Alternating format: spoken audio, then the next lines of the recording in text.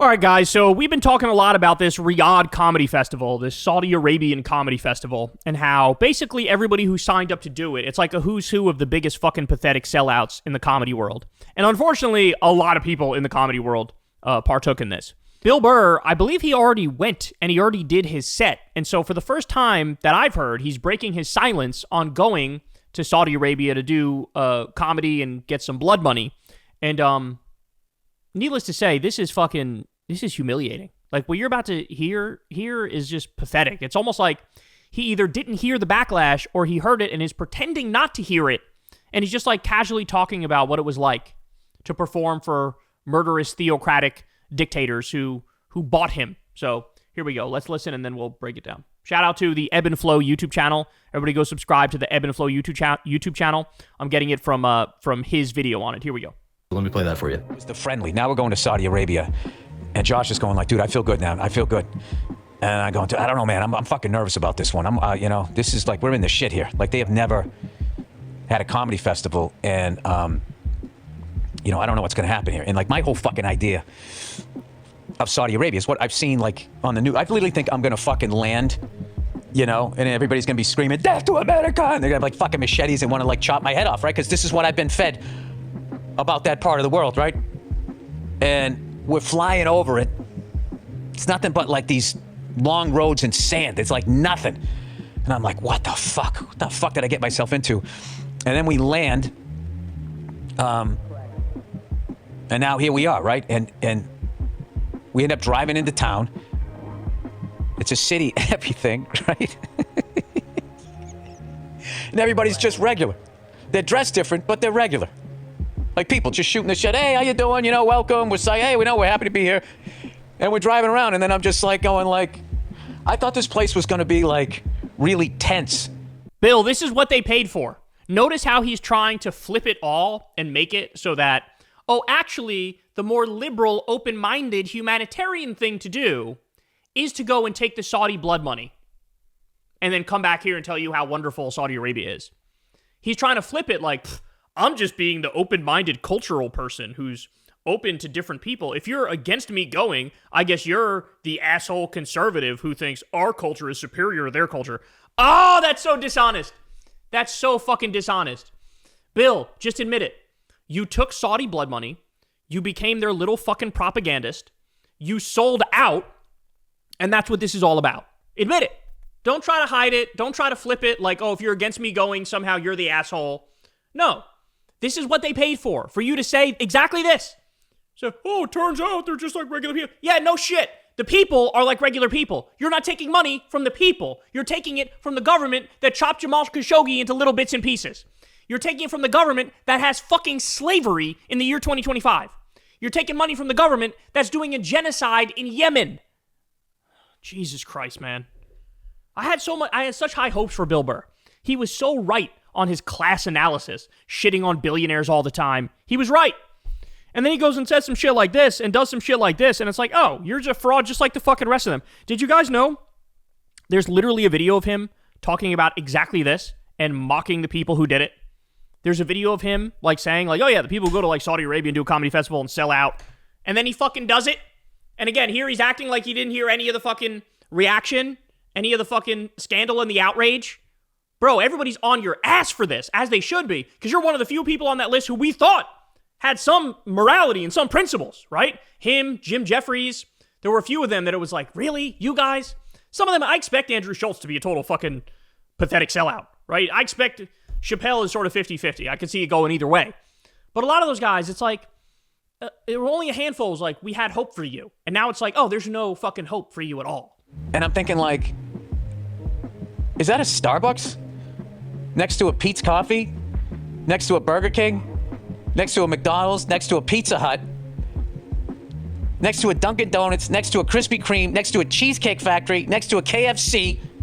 Next to a Chili's? They got a fucking Chili's over here?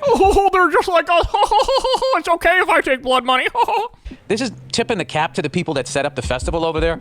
When they first went to set it up over there, the rules on what they had about what you could say and what you couldn't say in Saudi Arabia, the people around the festivals will be like, all right, well, man, that's game, set, match. If this is like all you can talk about and you want some good comedians, like this isn't going to work.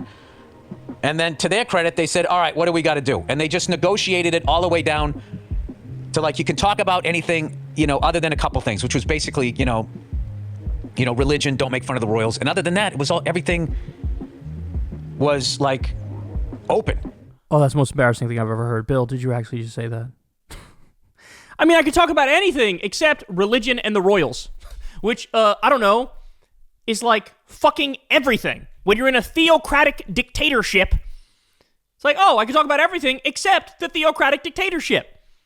So, in other words, I can't talk about Jamal Khashoggi. I can't talk about the slaves they have. I can't talk about the genocide in Yemen that they're facilitating. I can't talk about any of that. I can't make fun of the people in power. Can't point out that they're completely and utterly anti-free speech and put people to death for saying the wrong thing. Put people to death for apostasy. Right? They're killing people for being atheists, and you're not allowed to bring up religion or atheism. Oh, other than the things that I obviously am not allowed to mention, I can talk about anything else. Oh, really? They're letting you talk about fucking kazoos and bidets? Wow. What amazing freedom they have over there. They're just like us. The Royals loved the show. Everyone was happy. The people that were doing the festival were thrilled.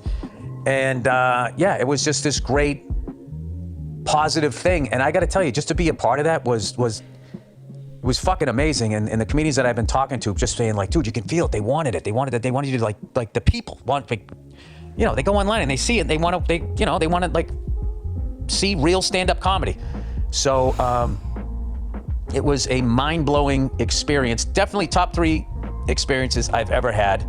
I honestly, from the bottom of my heart, I could not have a better time doing shows for you guys. And it was great to experience that part of the world and to be a part of the first comedy festival over there in Saudi Arabia. So, how much did it cost for his principles, for his values, for his integrity? How much did it cost? Well, the people who got paid the most got paid $1.6 million. And some got, he got somewhere between $1 million and $1.6 million. That's my guess. It's somewhere between $1 million and $1.6 million. My guess is closer to the higher number, probably closer to $1.6 million. That's how much his integrity costs. And now here he is pretending like, I haven't heard the backlash. I don't know that there's any backlash. And acting like, oh, let me just tell you guys about this crazy experience I had. Like, fuck you, man. And you know what? As I said, I could almost understand it if you're a struggling comedian and they're offering you like $200,000 or some shit. I could almost understand that. I don't, because I think it's like taking money from fucking Nazis, right? But I could almost get it. You're Bill Burr. You don't need the fucking money. Dave Chappelle doesn't need the fucking money. So really, you guys are just soulless. You're soulless hacks. And the point is, and everybody's been making this point, but it's so true. It's like, I no longer care what you have to say about anything because you're just a walking billboard for whoever will give you money, right? Like, I don't know what you actually believe. I don't know what's at your core. I just know you're for sale. And so I can't say, I said this with Tim Dillon too. He sold out for $375,000, then got fucking fired anyway, right? And it's like, okay, well, do me a favor and shut the fuck up about Gaza and Netanyahu and Israel because you're so outraged about fucking genocide, but then you were willing to take $375,000 from people doing a genocide just in Yemen. Why is it the kids of Palestine deserve our love and respect and support, but the kids of Yemen can go fuck themselves? Because the people killing them gave you money? No, fuck that. Fuck that. These people, oh, God damn it. So, by the way, I'm not the only one who's super fucking outraged by this and annoyed by this and really lost all of my respect for Bill Burr. But shout out to David Cross, the comedian David Cross, because he released a statement on his website. I think Duncan Trussell did too, and the Duncan Trussell thing was some both sides bullshit. Trying to, let me see what both sides are saying. Let me steel man both sides and see what they mean. Fuck you. Steel man the fucking bloodthirsty assholes who have slavery and are doing a genocide. Here's why it's okay to take money from the slavers. Like, fuck you. God damn it. But David Cross did not mince words. So he said the following. Ready? I am disgusted and deeply disappointed in this whole gross thing that people I admire with unarguable talent would condone this totalitarian fiefdom for what? A fourth house? A boat? More sneakers? We can never again take seriously anything these comedians complain about unless it's complaining that we don't support enough torture and mass executions of journalists and LGBTQ peace activists here in the States, or that we don't terrorize enough Americans by flying planes into our buildings. I mean, that's it. You have a funny bit about how you don't like Yankee Candles or airport lounges? Okay, great. but you're cool with murder and or public caning of women who were raped and by having the audacity to be raped were guilty of engaging in adultery. Got any bits on that? These are some of my heroes. Now look, some of you folks don't stand for anything, so you don't have any credibility to lose. But my God, Dave and Louis and Bill and Jim, so that's a Louis C.K., Jim Jeffries, Bill Burr, and Dave Chappelle, I guess. Clearly, you guys don't give a shit about what the rest of us think. But how can any of us take any of you seriously ever again? All of your bitching about cancel culture and freedom of speech and all that shit, done. You don't get to talk about it ever again.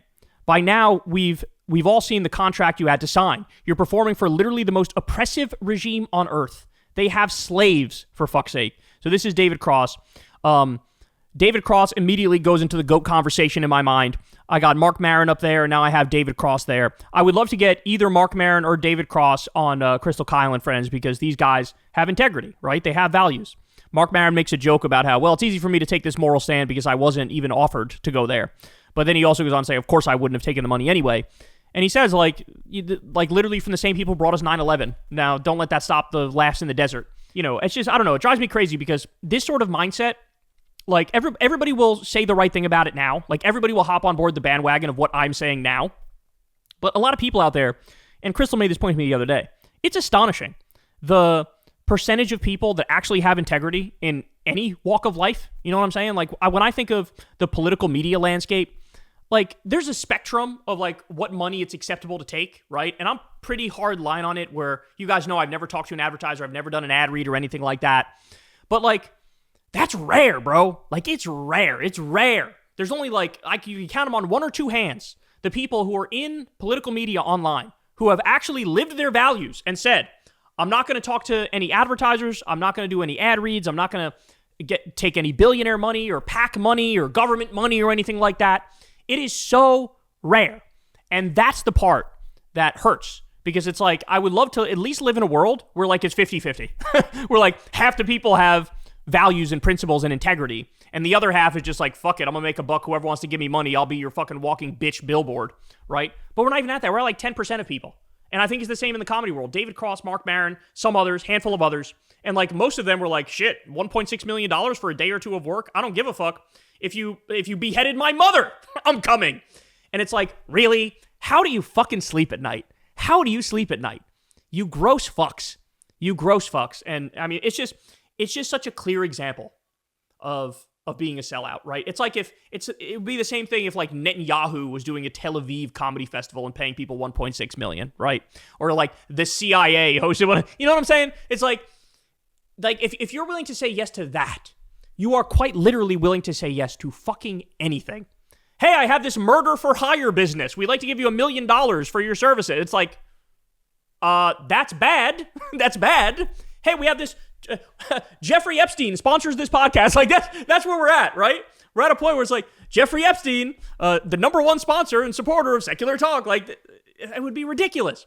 But that's like the level we're at when you're taking a payday from Saudi Arabia or Israel, right? So I don't know, man. But shout out to Mark Maron, shout out to David Cross. You guys give me hope for the future of comedy and the future of humanity. And everybody out there, all you guys in the comment section correctly outrage over this. You guys give me hope. I'm telling you, man, we need to get back to a place where having principles and having values matters and means something. And there's a reward for that. Because as of right now, this hell world that we're living in, there appears to be, very little social support or backing or praise of people who actually live their values and have integrity. Like, you know, you look at even these streamers who make $1 gazillion, whether Aiden Ross or whoever the fuck, it's like, they're taking money from these gambling websites that are ruining people's lives and it just tens of millions of dollars. And it's like, just sell out all the time, everywhere, and then like be a piece of shit. And that's how you get famous and that's how you get loved. And that we need to flip that dynamic where it's like, no, actually, being a good person is the way to be in the world. Having values and principles and integrity is a good thing. Being empathetic and altruistic and caring about other people is a good thing. Egalitarianism and equality is a good thing. All these values that have gone away, we need to have them make a comeback. Hey y'all, do me a favor and like and subscribe. It helps out big time in the algorithm. Click the bell as well for notifications when videos drop, and watch that video on screen right now. You know you want to.